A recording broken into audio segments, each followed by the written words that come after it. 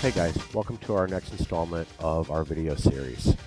With the trend of the straight hair in the last decade or so, we're now having a generation that's having problems curling their hair. So in today's segment, I'm going to cover making curls with both a flat iron and a curling iron, and I hope you enjoy it. And as always, thanks for watching our Florida Beauty Academy web series, and we are putting the smart in the art. Here the haircut is finished. We're just going to take and turn those ends under a little bit and give it some direction. You can see the great texture that's moving through there.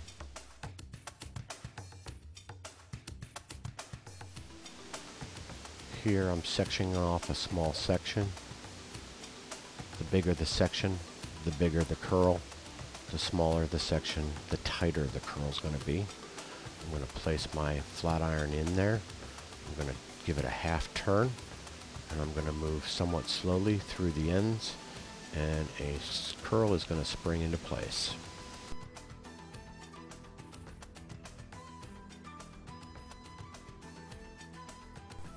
When I hold my flat iron horizontally, I'm going to get a more bouncy end over end curl.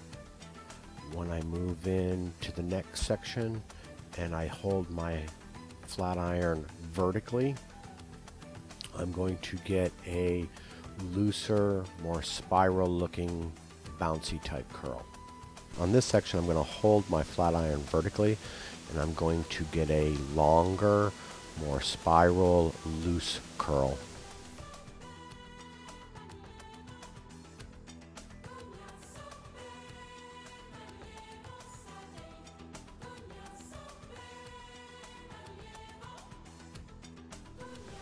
Okay, here's an example of the two curls.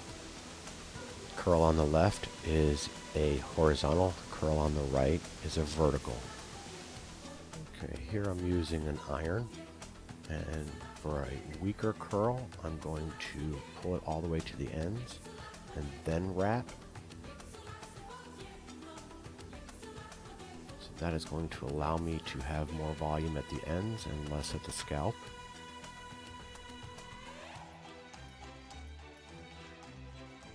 Here I'm going to start at the scalp and tapping my iron as I roll. I'm going to let the hair flow around the iron. And I'm going to have a much tighter, more springy curl that's starting at the base.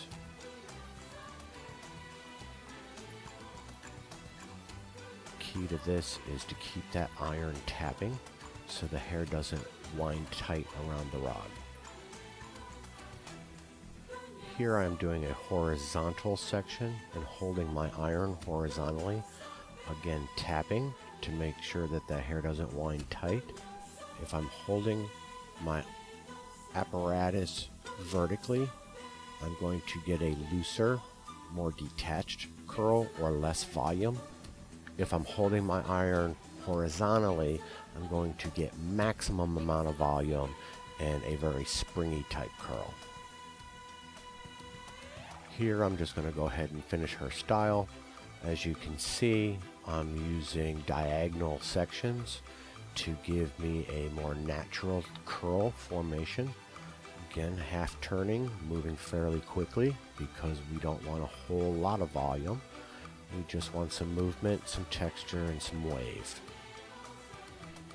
I'd like to emphasize here that I am pulling the hair with tension between the irons. I am not actually rolling the iron. The issue you have when you roll the iron is, one, the ends are staying in a stable position on a 400-degree plate, so you are burning your ends out. And as you wrap the hair around the flat iron, you're actually going to have cool spots on the outside, so you're going to have flat spots in your curl formation. And I'm just going to use my flat iron to smooth out her bangs and get rid of any natural directional hair growth. Okay, here we are. We're just going back through and detailing some of the areas that needed more curl.